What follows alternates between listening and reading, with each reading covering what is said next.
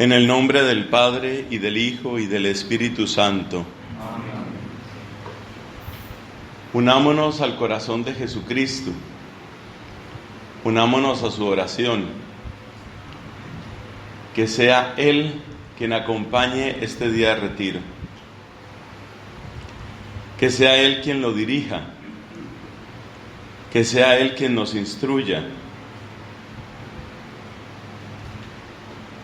A Moisés le dijeron, cuando la zarza ardiente, quítate las sandalias, el lugar que pisas es santo. Entremos nosotros con los pies descalzos al lugar donde arde el fuego divino, es decir, al corazón de Jesús.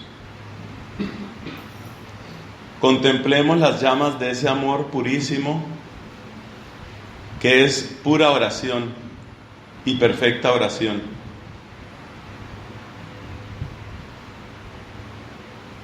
Y con gran sencillez de alma, hagamos también nosotros la súplica que está en esas llamas del amor de Cristo.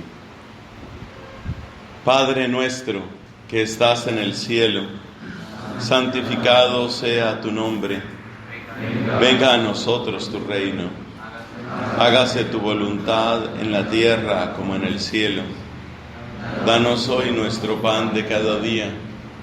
Perdona nuestras ofensas, como también nosotros perdonamos a los que nos ofenden.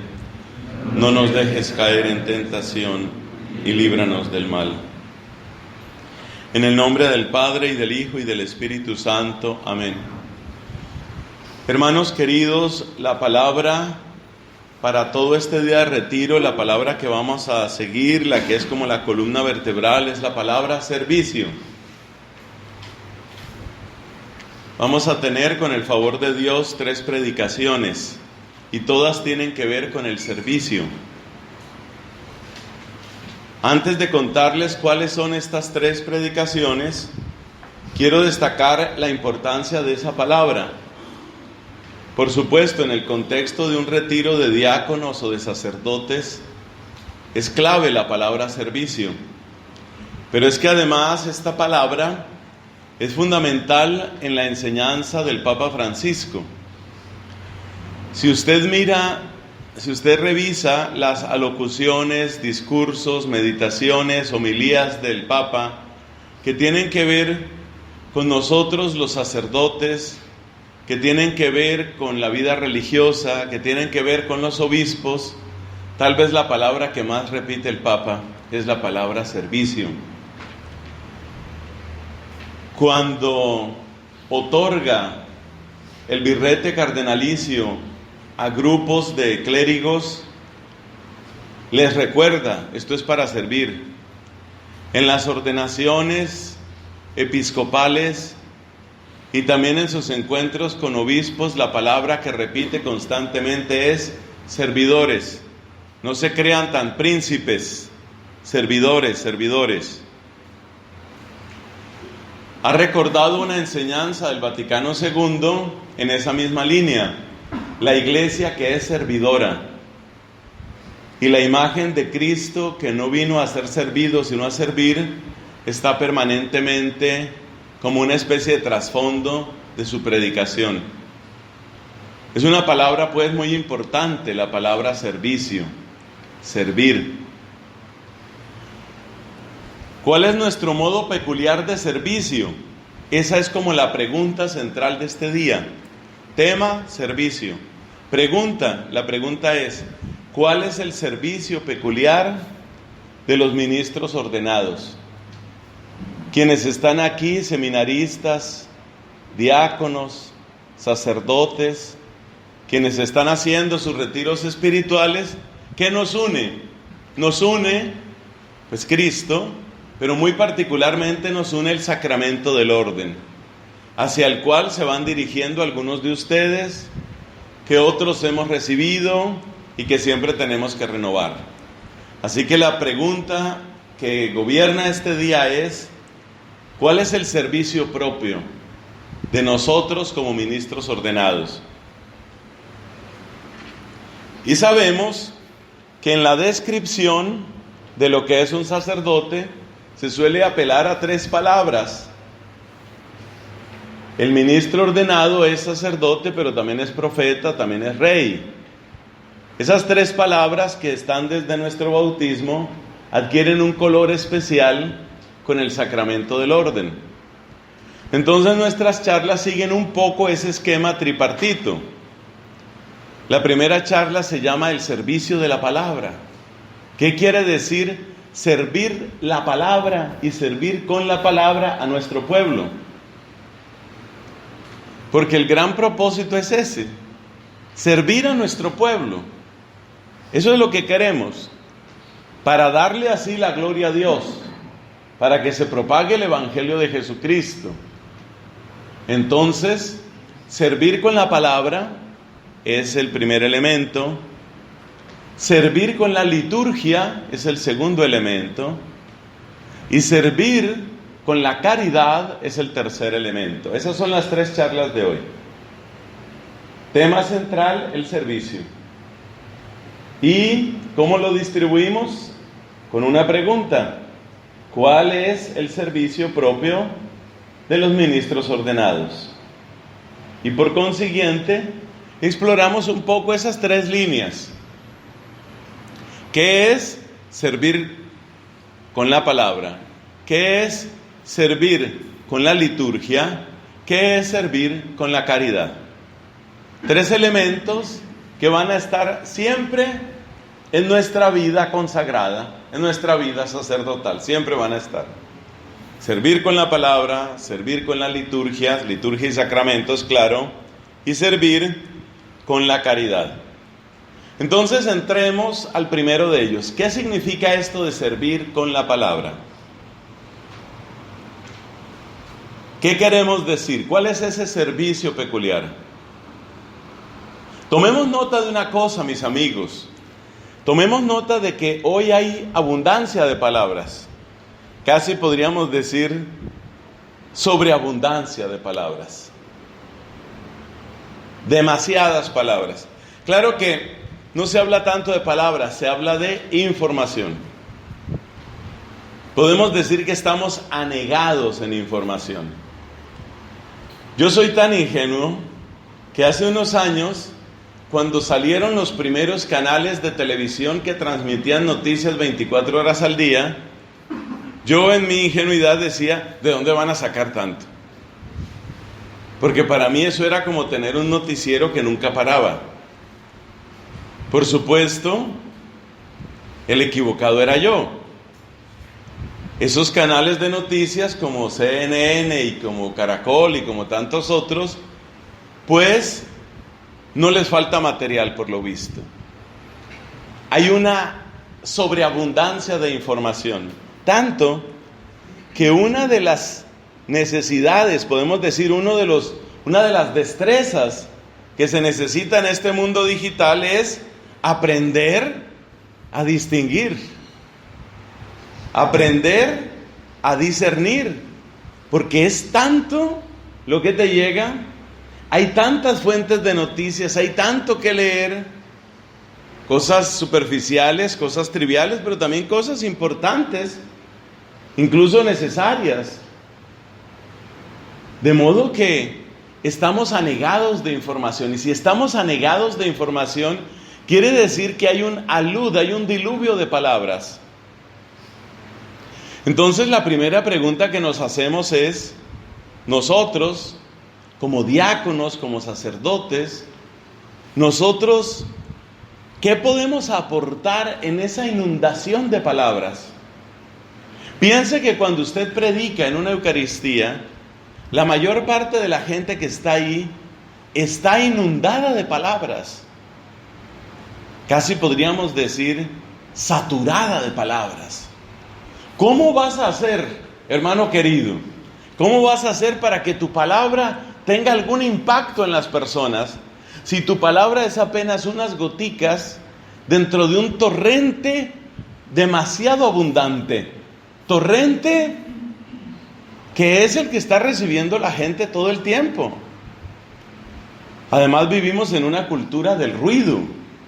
Vivimos en una cultura en la que siempre estamos prendidos, despiertos, a todas horas. La gente se despierta y si no estaba ya oyendo música, pone noticias. ¿Cómo va a ser que tu palabra tenga algún impacto? Por eso, algunos incluso llegan al punto de desconfiar de la palabra. No le ven sentido a la predicación, no le ven sentido a lo que se pueda lograr con la predicación. Pero ciertamente esa no es una solución. Vamos a dar 4 criterios entonces. 4 criterios para que nuestras palabras no se pierdan. 4 criterios para que nuestras palabras puedan realmente servir a nuestros hermanos. Y eso es lo que vamos a hacer en esta primera predicación. Usted en este momento está perfectamente ubicado. Tema del retiro, servicio. Primera charla, servicio de la palabra. Y dentro del servicio de la palabra vamos a dar 4 criterios. Desarrollamos esos 4 criterios y con el favor de Dios los asimilamos. Ese es nuestro trabajo. Primer criterio. Que Cristo sea protagonista. Luego los vamos a desarrollar. Primer criterio, que Cristo sea protagonista. Segundo criterio, centrados en el mensaje central.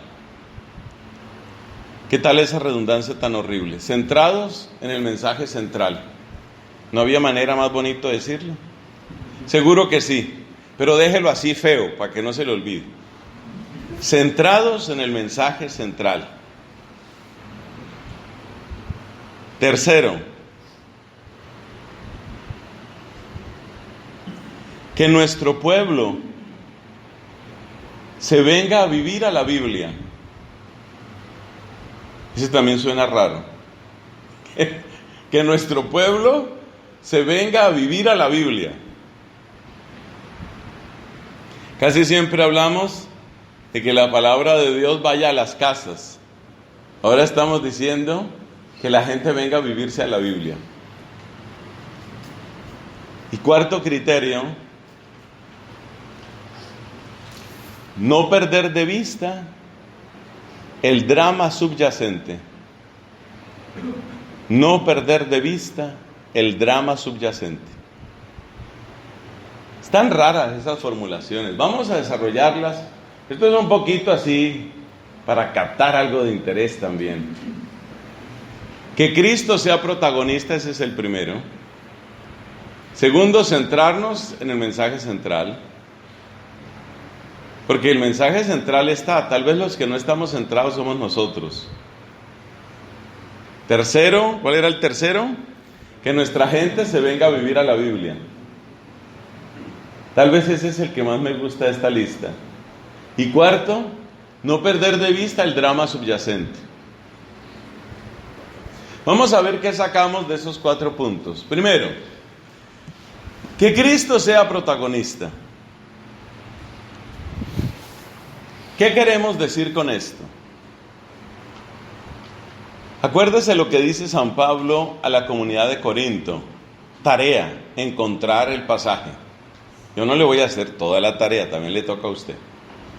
Tarea, encontrar el pasaje. Pablo les dice a los corintios: doy gracias a Dios porque al recibir la palabra, la recibisteis como lo que es, como palabra de Dios.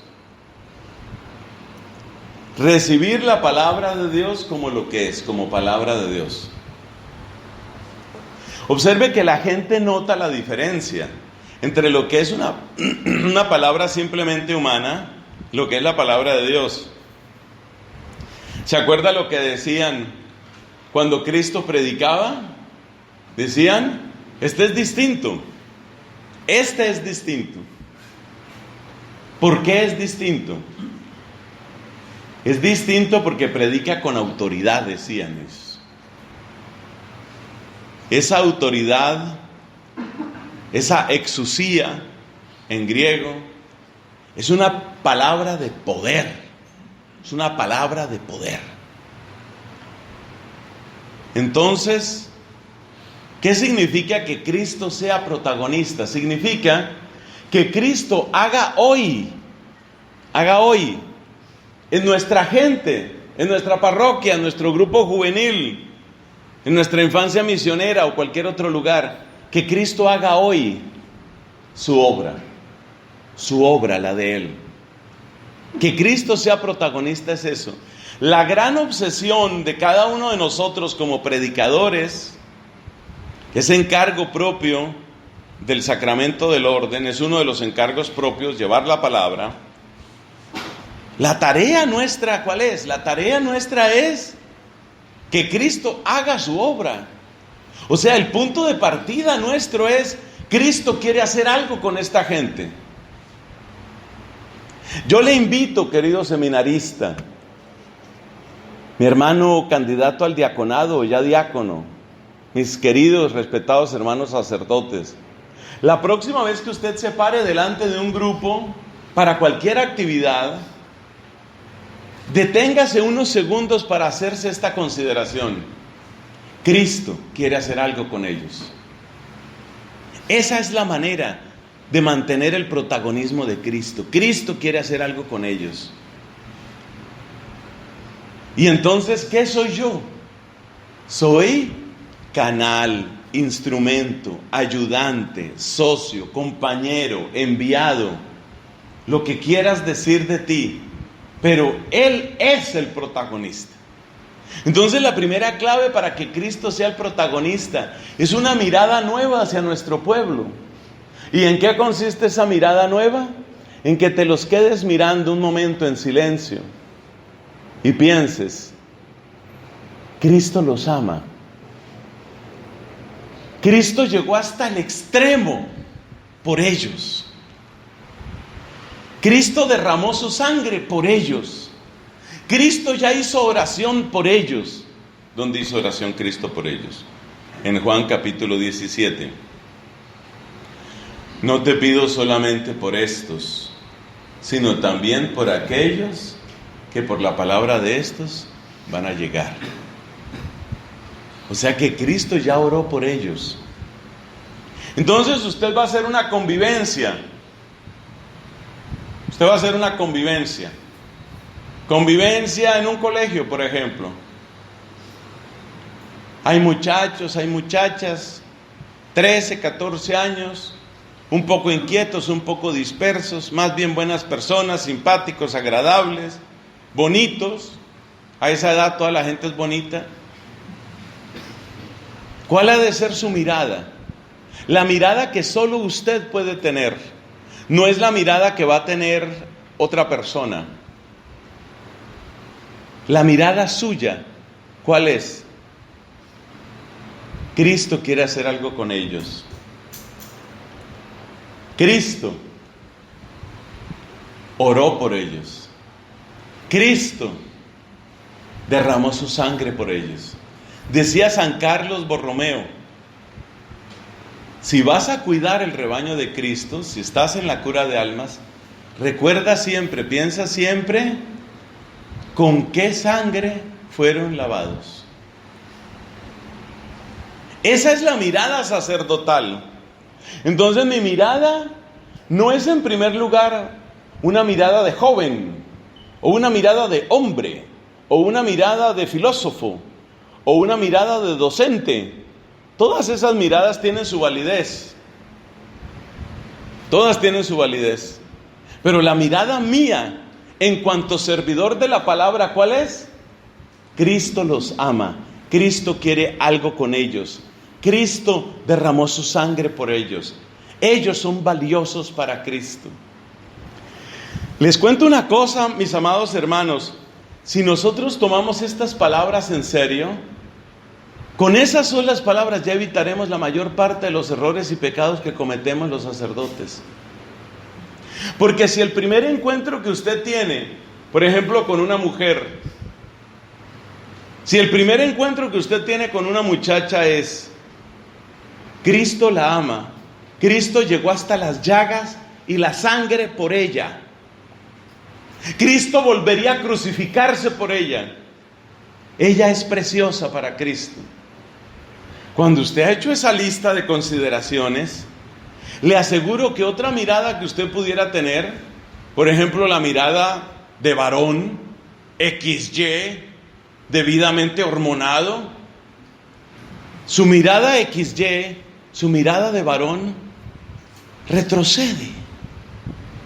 Usted sigue siendo varón, por supuesto, pero ese elemento no va a ser el protagonista, porque es que esa chica no necesita del XY suyo.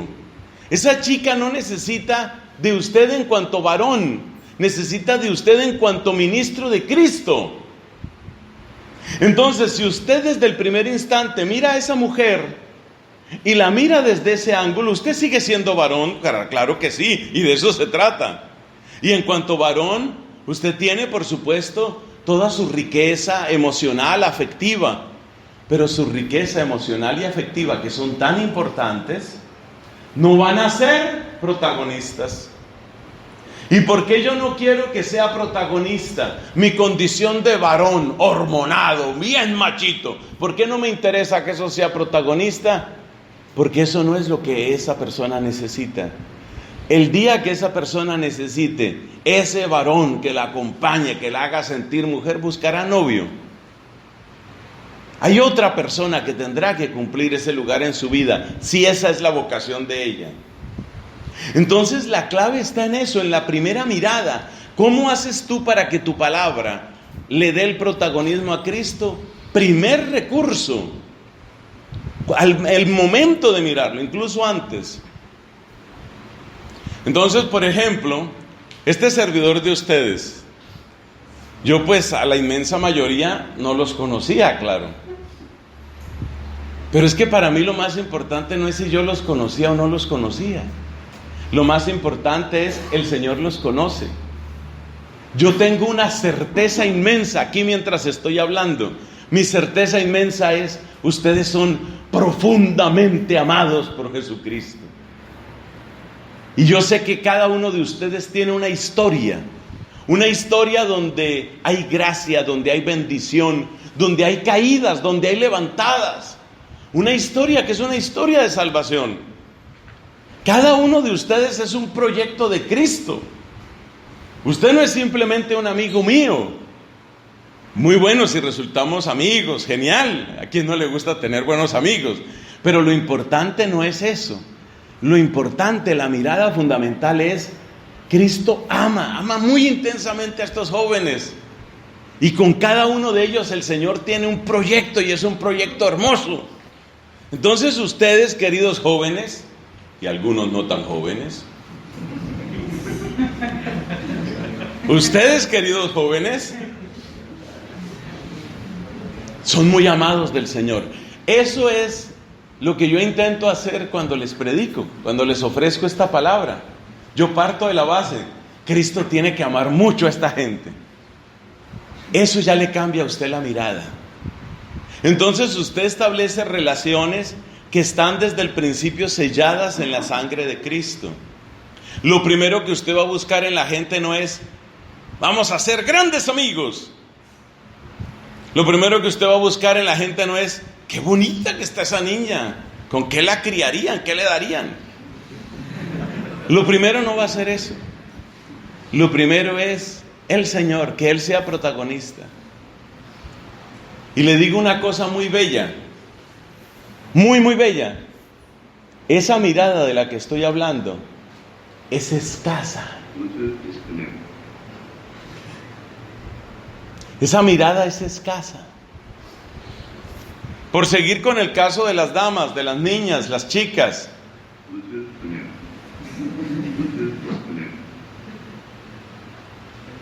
Miras, por favor, ¿qué sucede ahí? Esa mirada es escasa. Las mujeres están cansadas de que las vean desde ese ángulo, desde el ángulo de la hormona y el XY. Están cansadas de eso. De esas miradas tienen muchas. Una mujer de esas Una mujer sale a la calle y le llueven esas miradas. La que no le llega es esta otra. La mirada limpia, serena. ¿Es una mirada masculina? Claro que es masculina, pero es una masculinidad serena. No es saber qué logro conseguir, es la masculinidad serena. Es la serena posesión de tu propio cuerpo y de tu realidad sexuada. Eso es una belleza, porque esa mirada le da una gran paz a la persona. Hay un nombre para esa virtud, se llama mansedumbre. Es una mirada cargada de mansedumbre. Este no es el momento para hacer un desarrollo sobre esa hermosa virtud de la mansedumbre que tiene su propia bienaventuranza, pero solo les recuerdo un detalle de la mansedumbre. La mansedumbre me da la certeza de que no se van a aprovechar de mí, de que no me van a dañar, de que no me van a usar. Y cuando una persona, cuando un hombre, un matrimonio, una familia, un niño, una señorita, una dama, cuando se encuentra con esa mirada, encuentra algo muy grande. No se van a aprovechar de mí, no me van a usar, no me van a usar. Ese es el primer requisito para que Cristo sea protagonista. Segundo requisito para que Cristo sea protagonista. Hay que tener en cuenta, mis hermanos, que el Señor ya ha estado trabajando en esa persona. Esto lo comentábamos ayer con nuestro grupo de diáconos. Cuando tú llegas a la vida de una persona, tú llegas a una historia que Dios ya ha venido construyendo, que Dios ya ha venido haciendo. Entonces tú llegas a sumar a una historia. Yo estoy seguro, por ejemplo, que ustedes, mis amigos, yo estoy seguro que ustedes ya han tenido experiencias muy grandes y seguramente muy profundas, muy bellas del amor de Dios. Yo no llego aquí a escribir sobre una tabla rasa. Cada persona es una historia que ya tiene un recorrido, más largo, más corto. Entonces, para que Cristo sea protagonista, yo tengo que enlazar con esa historia, porque el que está escribiendo la historia es Él. Es Cristo el que está escribiendo la historia. Entonces yo soy servidor de la historia de salvación en cada persona. Ese es el segundo criterio para que Cristo sea protagonista. Nosotros, seres humanos, y especialmente nosotros los varones, somos felices dejando nuestro sello, nuestra impronta. Eso lo ve uno muchas veces cuando se presentan los informes de gestión. Yo recibí este colegio con 315 estudiantes, lo dejo con 450. Nunca el colegio había tenido tanto crecimiento como ahora. Quedó el sello, Nelson Medina. Ahí quedó bien grabado. Uno tiene esa tendencia, ¿no?, a afirmar, a sellar, a ser protagonista uno. Yo fui el que marcó. Esa arrogancia, esa soberbia nuestra hace mucho daño. El sacerdote, el diácono, el misionero, tiene que llegar con una certeza: Dios ya estaba trabajando en esta persona. Entonces nosotros tenemos que llegar también con una actitud de escucha. Lo decía el Papa en una de estas homilías de hace pocos días. Tenemos que llegar con una actitud de escucha. ¿Escucha en qué sentido? En el sentido de pedirle a Dios el discernimiento sobrenatural para encontrar por dónde va la obra de Dios en esta persona. Eso es muy propio de nuestra Iglesia Católica. Usted llega, por ejemplo, a una parroquia. De aquí a pocos años esa será la realidad suya. Usted llega a una parroquia y usted se ha dado cuenta el daño que le hace a la iglesia, eso que pasa tantas veces en nuestra amada iglesia católica, que llega un párroco y entonces, bueno, ¿y aquí qué hay? Aquí hay 7 grupos. 7 grupos. A ver, hay un grupo de la gente de cursillos de cristiandad. No, yo con esa gente no. Cierre eso, cancele eso. El grupo lleva 13 años, padre. No, yo con ellos no, que se reúnan en otra parte. Si quieren ir a otra parte, que vayan a otra parte. ¿Qué más hay aquí? Las señoras de la Legión de... No, corrijo, ¿qué señoras? Las viejitas de la Legión de María. Yo no estoy con Legión de María, a mí eso no me convence, yo quiero una cosa dinámica, cancele eso.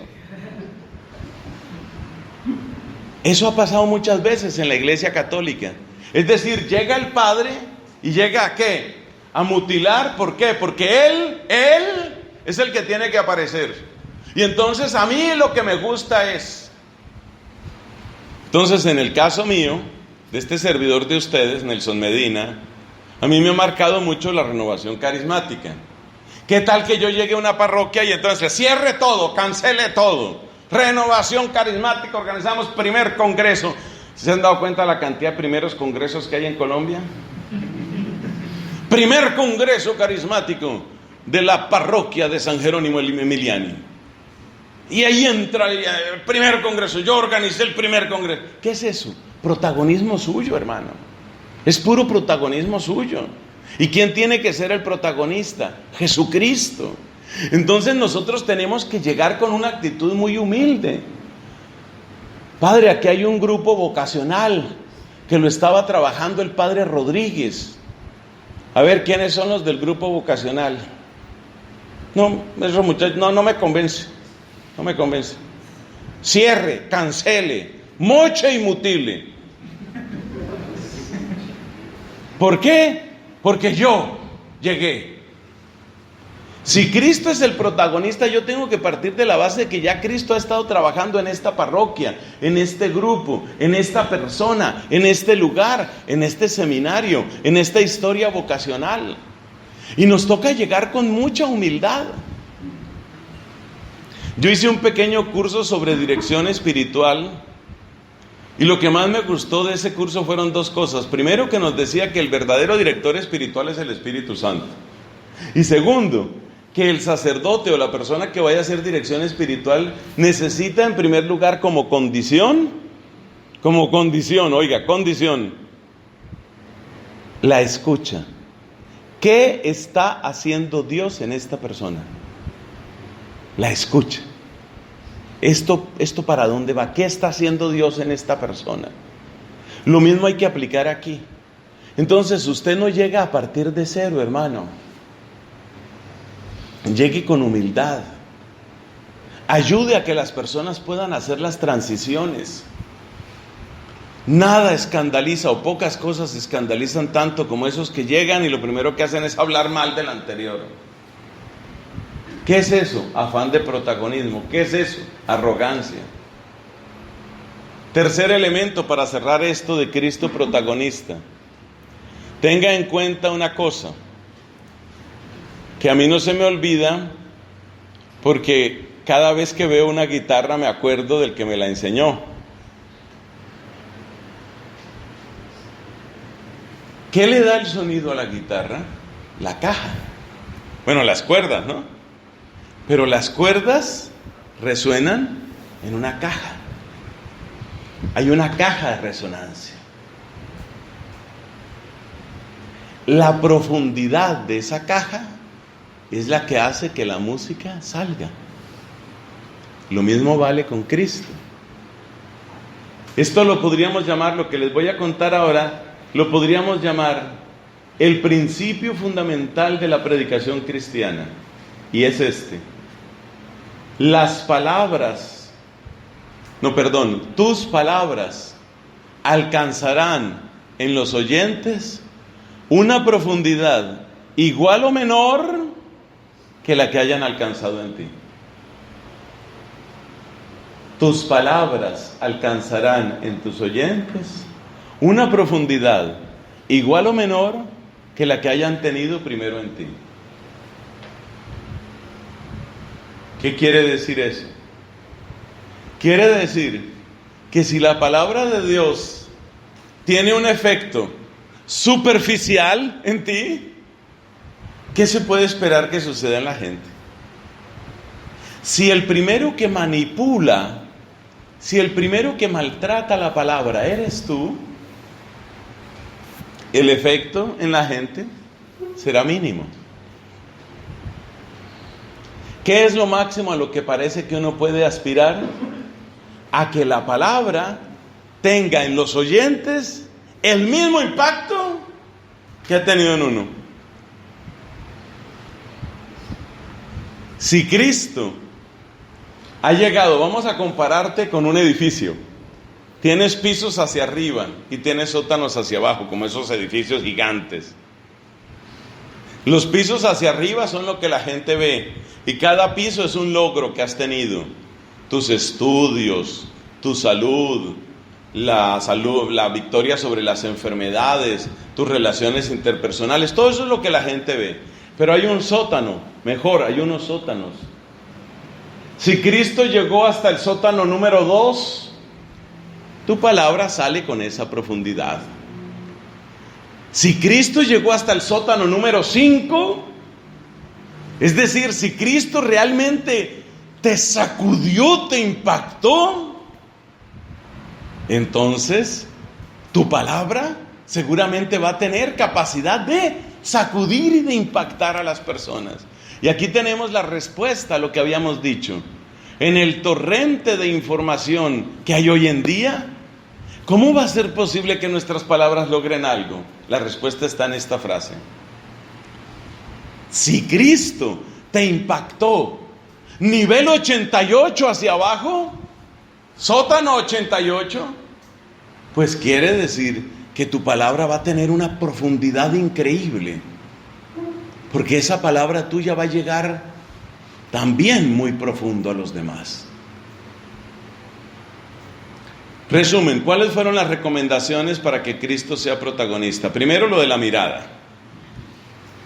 Acuérdate siempre, y este ejercicio hay que hacerlo antes. Como diría el Papa, hay que primerear, hay que llegar primero. No permita usted que el demonio, el mundo, la carne lleguen primero. La próxima vez que lo inviten a una convivencia, a un retiro, una novena, me voy de misión de Navidad a tal vereda, antes de ir allá haga oración. Y antes de llegar allá haga este tipo de oración. Dame tus ojos, Señor, porque tú ya amas a esas personas. Hombres, mujeres, adultos, niños, enfermos, ancianos, ya tú los amas. Pobres, ya tú los amas, Señor. Dame tu mirada. Fue el primer elemento. Segundo elemento, Cristo ya está escribiendo una historia. Por favor, nada de arrogancias ni de protagonismos tontos. Cristo ya está escribiendo una historia. Yo no llego ahí de primero. Tercer elemento, la profundidad que la palabra haya alcanzado en mí, habla de cuál es la profundidad que va a tener esa palabra en los demás. Pasamos a la segunda parte. El mensaje central, centrados en el mensaje central. Nuestra gente tiene muchas necesidades. Muchas personas tienen heridas emocionales. Muchas personas tienen vacíos afectivos. Muchas personas tienen problemas de baja autoestima. Muchas personas tienen dificultades en su formación técnica o profesional. Hay muchas limitaciones. Es fácil dejar uno el camino del servicio de la palabra y convertirse en otra cosa. Por ejemplo, convertirse uno en un animador profesional.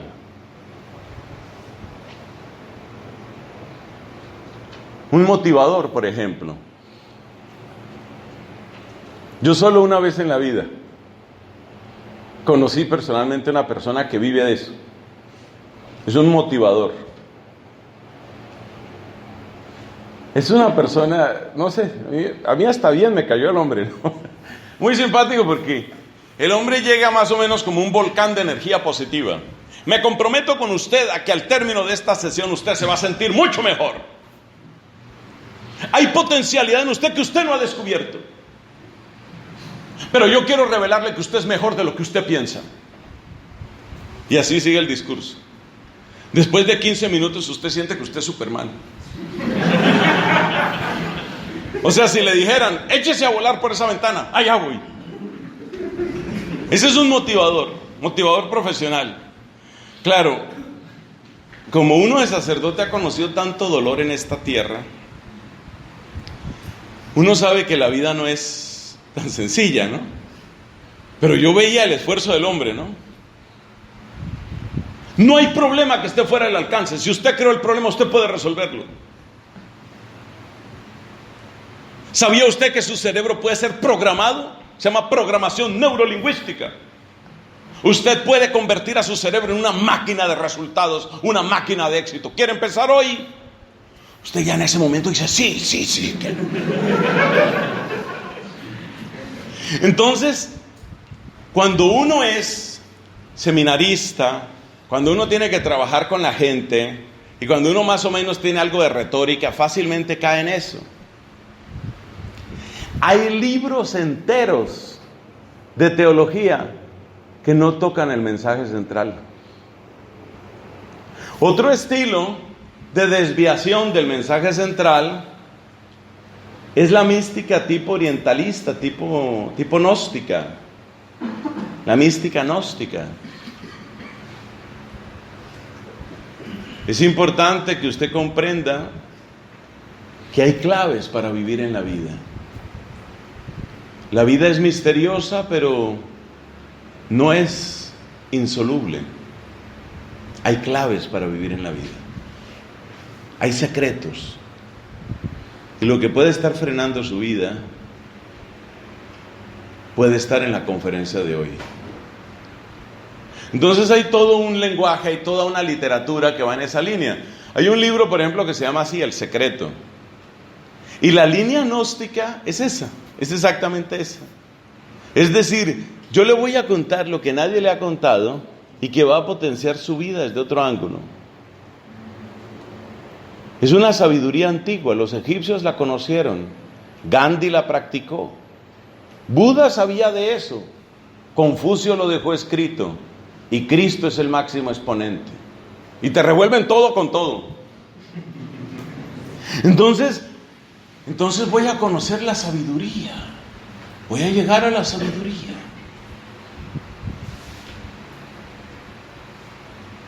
¿Sabes cuál es tu número? Bueno, mi número 80-410. Da uno la cédula, ¿no? Entonces el conferencista se sonríe. No hablo de eso. No hablo de eso. Tampoco hablo del RUT. Tampoco hablo del RUT. Cuando hablo de tu número, me refiero a que hay 9 tipos de personalidad. ¿Sabías eso? Hay 9 tipos de personalidad. Hay un esquema antiguo que hunde su sabiduría en los babilonios y se llama el eneagrama. ¡Wow! Y yo entonces, ¿cómo me crié? Yo no sabía eso. A mí lo que me daban era arepita y caldo. O sea, yo como me crié sin saber mi número. Esas cosas tienen un potencial muy grande y le podría dar más ejemplos, el tema de la autoestima. Y hay muchos sacerdotes que se está yendo por ahí. El sacerdote motivador, el sacerdote gnóstico. Yo tengo respeto, por supuesto que sí, por todas las comunidades religiosas y en todas hay gente muy valiosa, pero también hay que hacer advertencias. Ahí es donde yo pierdo todos los amigos, en las advertencias. Hay un jesuita, por ejemplo, que se llama Anthony de Melo. Usted puede tomar un libro de Anthony de Melo, es muy agradable de leer, y usted se da cuenta que usted puede pasar, porque yo lo hice, usted puede pasar 200 páginas sin que aparezca el nombre de Cristo, sin que aparezca el arrepentimiento, sin que aparezca la conversión, sin que aparezca el valor de la cruz. O sea, usted lee y lee páginas y usted se va sintiendo mejor, se va sintiendo mejor. Incluso le puede quitar un dolor de cabeza, le estabiliza la mirada, le mejora el sueño, muchas cosas. Pero Cristo, ¿dónde está? No aparece. La cruz no aparece. La sangre de Cristo no aparece. Los sacramentos no aparecen. Pero ¿qué pasa? Que ser un predicador así tiene éxito. Y hay una razón profunda por la que tiene éxito ese tipo de predicación. Porque evita la palabra primera y principal, yo creo que ya usted la está diciendo, la palabra primera y principal del cristianismo, la palabra difícil del mensaje cristiano. ¿Cuál será esa palabra? Por ahí la están diciendo, conversión. La palabra más dura, pero es la palabra que abre los tesoros de la gracia, es la palabra conversión. Y si usted va a ser servidor de la palabra, yo le pido un favor, no se le olvide esta lista, se la voy a dictar, yo la traje aquí escrita para que no me faltara ningún término, son 8 palabritas. Esta lista de 8 palabras son lo que podríamos llamar en lenguaje colombiano el cañamazo, el cañamazo del mensaje central. Póngale cuidado a estas 8 palabras, vea: pecado, arrepentimiento, yo dije que eran 8. Pecado, arrepentimiento, misericordia, confianza, van 4. Pecado, arrepentimiento, misericordia, confianza, conversión. Fíjese que me equivoqué, ni contar supe, son 9. ¿No le dije yo que eran 9? Ya sabe su número. Entonces mire, vamos, perdóneme, me disculpa, ¿no? Es que uno, en fin. Vuelvo a empezar: pecado, arrepentimiento, misericordia, confianza, cruz. No me faltaba nada. Nada me faltaba. Cruz, conversión, comunidad, esperanza y misión. Las vuelvo a leer despacio. Ahora sí creo que las voy a leer bien.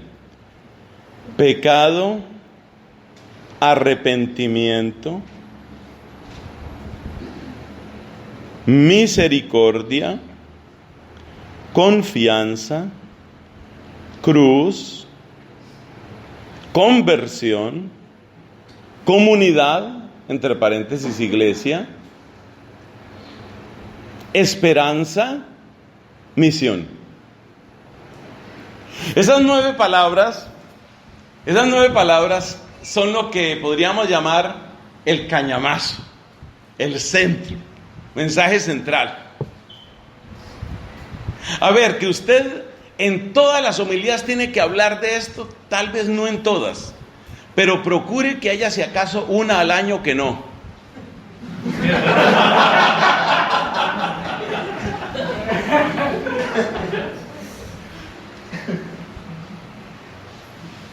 Un amigo mío estuvo viviendo un tiempo en Inglaterra, volvió muy triste de la situación de la Iglesia Católica allá. Me dijo: los sacerdotes son muy entretenidos. Fíjese este diagnóstico: los sacerdotes son muy entretenidos, pero nunca hablan ni de arrepentimiento ni de pecado. Claro, es que hablar de pecado es fastidioso. Entonces, si usted se dedica a ser un motivador profesional, si usted se dedica a hablar de enneagrama y otras cosas gnósticas o nueva era, si usted se dedica a hablar de superación, si usted se dedica a hablar del poder de la mente, si usted se dedica a hablar de cómo levantar la autoestima, usted siempre tendrá auditorios llenos, siempre. Cuando usted tiene que hablar de pecado, hay gente que se va a sentir incómoda. Pero de los que se van a sentir incómodos, unos poquitos se van a ir. Ya Dios tendrá su hora para ellos.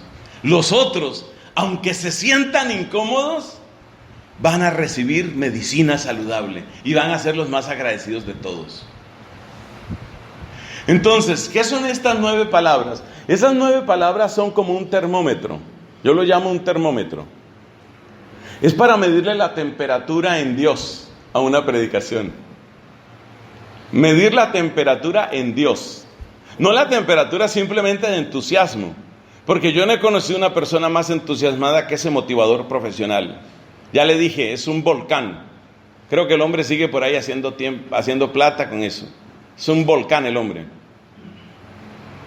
¿Usted por qué se siente así? Usted no tiene por qué sentirse así. Usted puede sentirse mucho mejor. Yo me comprometo con usted para que usted se sienta mejor. Un volcán. Yo creo que se tomaba 2 Red Bull antes de dar la conferencia. O sea, impresionante el tipo. Impresionante. Pero ese tipo de predicación no toca el arrepentimiento. O sea que el que llega con su pecado, sale con su pecado. Es muy importante entonces tener en cuenta estas 9 palabras. No las vamos a fetichizar, no las vamos a tomar de una manera fetiche o supersticiosa, pero es para darle a usted una idea. Si usted pocas veces o nunca menciona el sacrificio de la cruz con lo que implica de dolor, de amor, sangre, amor hasta el extremo, si pocas veces o nunca usted menciona la cruz, por favor, hermano, cuestiónese qué tal está su servicio de la palabra. Cuestiónese de verdad. Es que yo estoy con un grupo juvenil y a los jóvenes no les gusta eso. Te repito, el valor, ¿cómo fue que dijimos antes? El impacto fue la palabra. El impacto que va a tener la palabra en tus jóvenes, parte del impacto que tenga la palabra en ti. Si cuando tú hablas de Cristo, los ojos te brillan de amor, eso lo notan esos chicos, ellos lo notan. Es que se nota cuando una persona está enamorada, eso se nota. Entonces ellos se van a dar cuenta de eso, ellos van a notar eso, que en ti hay ese amor, que a ti te duele el pecado. Ahora, si a ti no te duele el pecado y tú tratas de hablar del pecado, te va a salir un mensaje falso.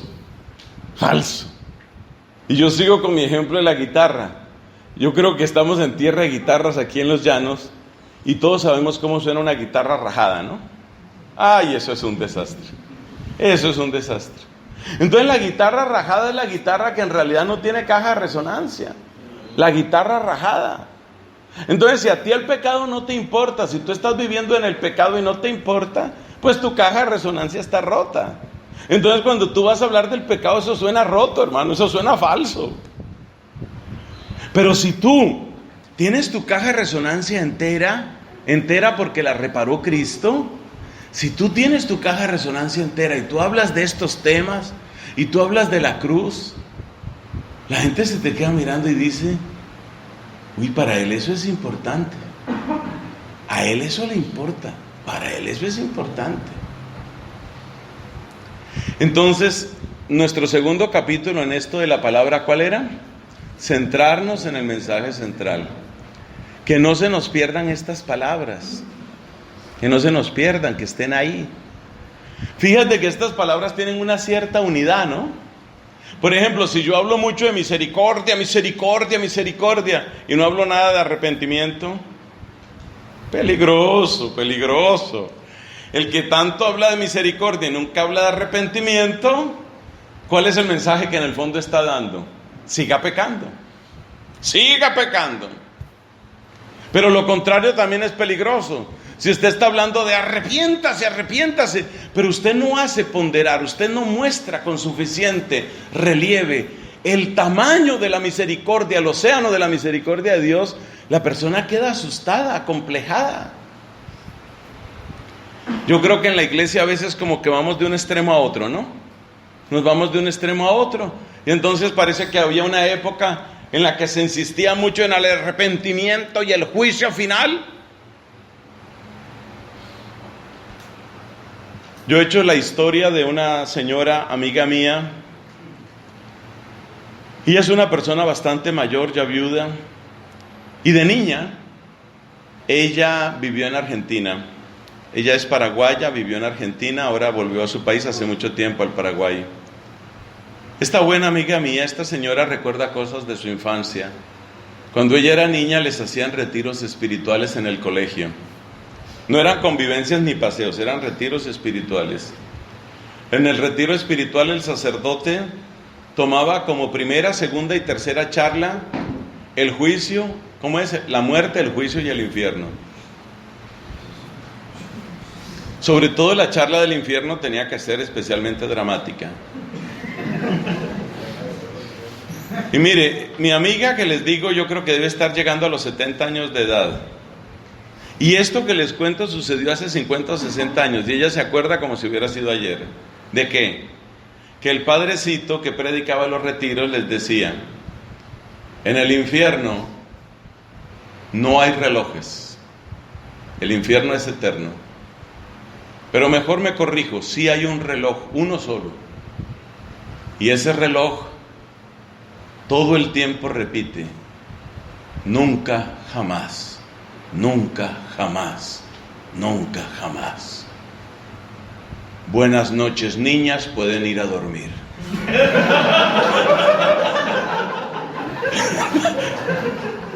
Entonces, imagínense, la chiquita esta, que en esa época la gente sí hacía silencio, no como los seminaristas. Entonces, imagínense la niñita esta, 11 años y medio, se va para su camita. Nunca jamás.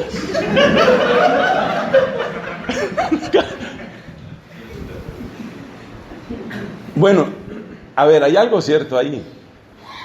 Hay algo cierto ahí. La iglesia nos ha recordado que el infierno es una posibilidad real, que no lo vamos a quitar simplemente negándolo en artículos de teología, ¿no? El infierno es una posibilidad real. Pero ¿qué faltaba tal vez en esa época? Hombre, la predicación también de la misericordia y la confianza.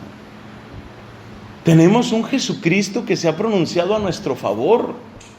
Eso también hay que decirlo. Todo esto es para comentarle que las 9 palabras son importantes en su conjunto. Última vez que las leo, a ver cómo dice aquí: pecado, arrepentimiento, misericordia, confianza, cruz, conversión, comunidad, esperanza y misión.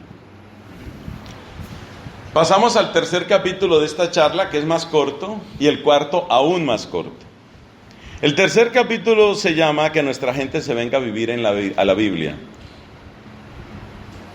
Desde hace años tengo la idea de que la Biblia es como una casa muy grande, muy grande, muy grande, pero muy grande. Y en esa casa muy grande, como en una casa de familia, pues tú recibes a la gente en la sala. Pero a medida que se van volviendo más amigos, seguramente tú llevas a tus amigos a otros lugares. Un día conocen el patio, otro día conocen el garaje, otro día conocen la cocina. Tal vez se quedaron a dormir un fin de semana y conocen las habitaciones. Yo hago la comparación entre la Biblia y la casa. Y a mí me parece que un servicio muy grande que podemos hacerle a nuestro pueblo es que en cada predicación, o por lo menos cada cierto tiempo, ampliemos el mapa de la casa. ¿Qué quiero decir yo con esto? Que hay muchos tesoros en la Biblia de los que nunca predican nuestras parroquias. Se nos olvida predicar a nosotros, los diáconos y los sacerdotes. Y siempre volvemos a lo mismo, lo mismo y lo mismo. Entonces no les mostramos las riquezas y los otros lugares que hay en la casa que se llama la Biblia. Ese es el mensaje. Me explico. Piense usted en Nehemías. Libro de Nehemías. El católico promedio ¿Puede decir algo del libro de Nehemías? Posiblemente nada. ¿Puede decir algo de Sofonías? Nada. ¿Sabe de qué tratan los libros de las crónicas? Nada. ¿Qué importancia tuvo un hombre llamado Baruch? No sé. ¿Cuál fue el último de los profetas en el Antiguo Testamento? Ni idea. Ese día tenía gripa, no fui a clase de Biblia. Entonces, ¿cuál es el precio que estamos pagando nosotros, sacerdotes católicos, diáconos católicos? ¿Cuál es el precio que estamos pagando por esa ignorancia que en primer lugar es nuestra? Y que se expresa en que tampoco predicamos de todos estos rincones preciosos de la Biblia. ¿Cuál es el precio que estamos pagando?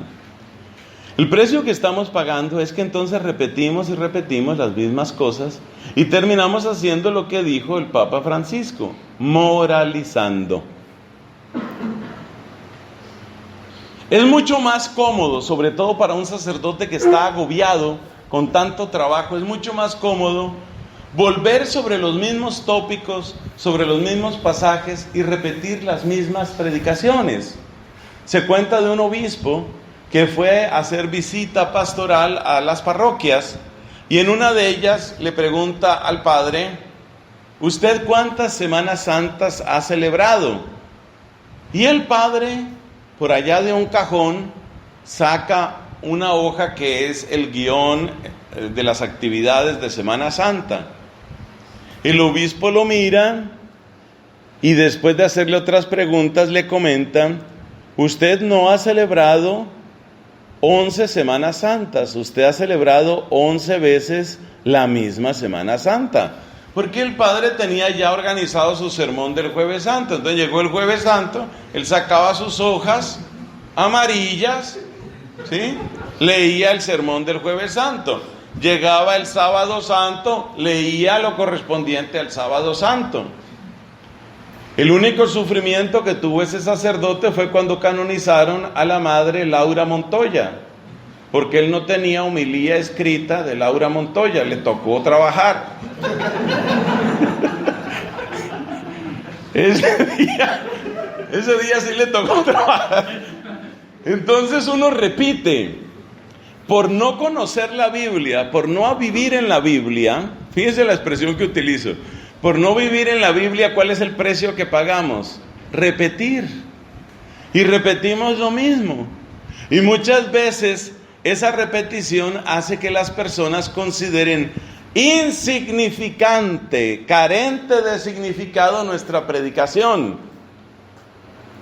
Siempre cuento la historia de una mamá que se enfrenta con que su hijo, un niño sumamente inteligente, un chico de esos que son medio genios, 8 años y medio de edad, y le dice el niño: ya no quiero volver a misa. Y la mamá dijo: ¿pero por qué, hijo? Y responde el muchachito: ¿por qué?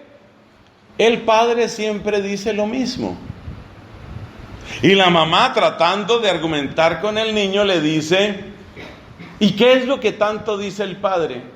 Que nos portemos bien. Entonces el padre sabe predicar la parábola del hijo pródigo, sabe predicar la parábola del sembrador y sabe predicar del buen pastor. Y con eso se queda.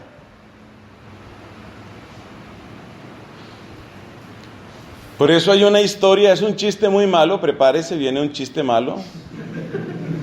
Por eso se cuenta la historia de un padre que le encantaba era predicar de San José. Pero hicieron una misión diocesana y había que predicar, según el cronograma, había que predicar de la confesión. Entonces la gente tenía esperanza, ahora sí dirá algo distinto. El padre dijo: bueno, hay que hablar de la confesión. Ustedes saben que la confesión se hace en el confesionario. El confesionario se hace de madera. San José era carpintero. Porque él solo sabía predicar de San José.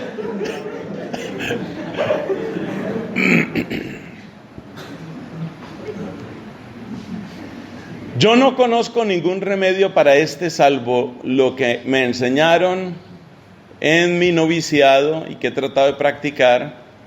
Cuando yo era novicio nos enseñaron que la primera formación que tenían los monjes antiguos del desierto era la Biblia entera. Entonces, a raíz de eso, me puse a leer toda la Biblia. Por la bondad de Dios, he leído completa la Sagrada Escritura 3 veces en lo largo de los años. Y ahora mismo estoy con un proyecto que se llama La Biblia en 365 días. Me encontré con una tabla muy buena que distribuye absolutamente toda la Biblia en 365 días. Esa es mi manera. Usted procura encontrar la suya. Pero solo le pido una cosa, que la Biblia no siga siendo su desconocida. Porque de leer tan poquita Biblia, eso no se reemplaza con nada, eso no se reemplaza con cursos. Eso no es mándenme al Cevitepal. Eso no es voy a hacer una maestría. No, en ninguna maestría se hace esto. Eso es el contacto suyo con el libro santo. Son las horas. Son las horas. A raíz de este proyecto en el que estoy, cada día estoy publicando una lectura. Es un índice muy bueno porque va alternando Antiguo Testamento, sapienciales y Nuevo Testamento. O sea, está muy bien balanceado. El promedio de tiempo de las lecturas es de 20 minutos. Eso significa que para leer, si son 20 minutos, si son 360 días, suponiendo que fueran 360, son un poquito más, pues 20 minutos es un tercio de hora. Entonces yo divido 360 entre un tercio y me queda 120. Más o menos eso es lo que uno se demora leyendo toda la Biblia. Si la leyera seguido, 120 horas, un poquito más se va a demorar. Pero usted hace cuentas, 120 horas, ¿cuánto tiempo son? En días, son 5 días. Si usted leyera, a veces han hecho maratones de esas, de leer toda la Biblia. Si usted leyera toda la Biblia seguido, necesitaría alrededor de 5 días. Leyendo un poquito más despacio, 5 días y medio, una cosa parecida. Pero ese ejercicio hay que hacerlo. Mire, ya a estas alturas, yo por la misericordia de Dios he hecho el recorrido académico completo, o sea, yo tengo doctorado. Yo soy doctor en teología fundamental, tengo maestría en teología sistemática, tengo mi pregrado, por supuesto, en teología, tengo licenciatura en filosofía y ciencias religiosas. O sea, la comunidad me ha puesto en este tema del estudio. Por eso le puedo hablar con conocimiento de causa. En ninguna parte le van a proponer lo que yo le estoy proponiendo aquí. Supongamos que usted celebra la Santa Misa todos los días, absolutamente todos los días. Eso quiere decir que usted se acerca a todos los textos de todos los leccionarios. Todos los textos de todos los leccionarios. ¿Qué proporción de la Biblia cree usted que alcanza uno a tener si uno asiste o celebra la misa todos los días? No le tengo la cifra exacta, pero en cualquier caso es menos, óigame esto, menos de una tercera parte de la Biblia. Menos de una tercera parte. O sea que un sacerdote piadoso, como estoy seguro que van a ser ustedes o ya son, un sacerdote piadoso que celebre con toda devoción y amor la Sagrada Eucaristía absolutamente todos los días, al cabo de 20, 30 años, ha tenido contacto directo con menos de una tercera parte de la Biblia. Esa es la proporción. Si no me cree, busque usted en el leccionario, por ejemplo, algo como el libro de Job. El libro de Job tiene algo más de 40 capítulos, como 42. Y usted se dará cuenta que del libro de Job todo lo que se lee es menos de 2 capítulos, juntando todo. Entonces, eso es parte de nuestra superficialidad, que nuestro libro santo no lo conocemos. O sea, estamos aquí en confianza, que no salga de nosotros 60 o 70 que estamos aquí, que no salga esto, más la gente que vea esto por internet. Oiga, pero hablando en serio, la Biblia es muy desconocida. Yo creo que estoy siendo generoso cuando le digo que el sacerdote más piadoso que ustedes conozcan, que ha celebrado siempre la misa diariamente, no ha leído la tercera parte de la Biblia. Y eso no tiene remedio, no tiene remedio. El único remedio es sentarse y leer. Y yo sé que usted va a sentir que muchas cosas son como estériles, como aburridas, sobre todo el Antiguo Testamento, esos textos legales. No, yo estoy en mi cuarta lectura de toda la Biblia. Y en mi cuarta lectura estoy encontrando cosas que digo, ¿y yo por qué no había visto esto? Entonces, cuando usted tiene esa experiencia, la casa se le agranda. Y cuando la casa se le agranda, la gente siente que usted la está invitando a una casa grande. Y entonces usted les habla de qué es lo propio de Joel. Y usted les habla de por qué Nahum fue único e importante en la historia del pueblo de Dios. ¿Por qué la carta de Filemón marca un antes y un después en la doctrina social de la iglesia? Entonces usted está en casa. Y si usted está en casa, en la Biblia, usted atrae a la gente hacia la Biblia. Pasemos al cuarto y último punto, que es solo una exhortación breve.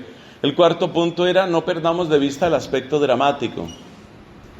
Tenga en cuenta que usted en su predicación, usted no es un profesor. O sea, es muy importante la labor que hacen los profesores de Biblia, Dios los bendiga. Los profesores de Biblia hacen una labor muy importante. Los catequistas hacen una labor muy importante. Todo eso es maravilloso. Pero usted en el púlpito, usted no es un profesor, usted no es un catequista, usted no es un instructor. Entonces, ¿usted qué es en ese lugar? Porque no se trata tanto de dar catequesis. Hay elementos catequéticos que usted puede ofrecer en una predicación. Pero el propósito principal no es hacer una catequesis. Entonces, si usted intenta llegar a la nuez, si usted intenta llegar al núcleo de qué es lo más importante en una predicación, yo solo se lo puedo describir de esta manera. Solo lo puedo describir de esta manera. Arrancar los corazones de las fauces del enemigo y traerlos a los pies de Jesucristo. Bienvenida a la catequesis, bienvenida a la formación teológica, maravillosa la investigación bíblica, pero usted en el púlpito lo que está haciendo es una pelea. Y esa pelea es: aquí hay corazones que están en poder de las tinieblas, que están en poder de la mediocridad, que están en poder de la pereza o de otros vicios. Aquí hay corazones que están agarrados por el pecado, y el trabajo mío es cómo se pueden sacar de ahí y llevar a los pies, llevarlos al corazón de Jesús. Ese es el trabajo nuestro. Le puedo asegurar una cosa: si usted toma esta actitud, querido amigo, su predicación de inmediato brilla, porque usted le va a dar algo a la gente que nadie más se lo está dando. ¿Dónde instruirse? En muchos lugares. Hoy en internet yo me quedo aterrado. Y eso que a mí casi no me queda tiempo en navegar, porque precisamente estoy prestando algunos servicios en internet. Yo publico oraciones, predicaciones, cosas. A mí no me queda tiempo de estar navegando demasiado así como por libre. Pero yo me quedo asombrado todo lo que hay, y mucha cosa buena. Me he encontrado, por ejemplo, en YouTube, me he encontrado unos cursos de historia de la iglesia católica, claro. Muy buenos, pero buenos. Entonces, la instrucción es importante, la formación académica es importante, pero hay algo que solo puede tener el sacerdote en el momento en el que hace su predicación, y ese algo que es sacar las almas, sacar los corazones del poder de las tinieblas. Cuando usted toma esa actitud combativa, esa actitud dramática, no como un teatro obviamente, sino porque verdad le duele, cuando usted toma esa actitud, eso se nota. Y eso se nota porque usted tiene fuego. Eso se nota porque la gente ve que usted tiene amor en lo que está haciendo. Usted tiene amor. Y el amor es lo que finalmente atrae a nuestra gente. Gloria al Padre, al Hijo y al Espíritu Santo. En el principio, ahora y siempre, por los siglos de los siglos. Amén.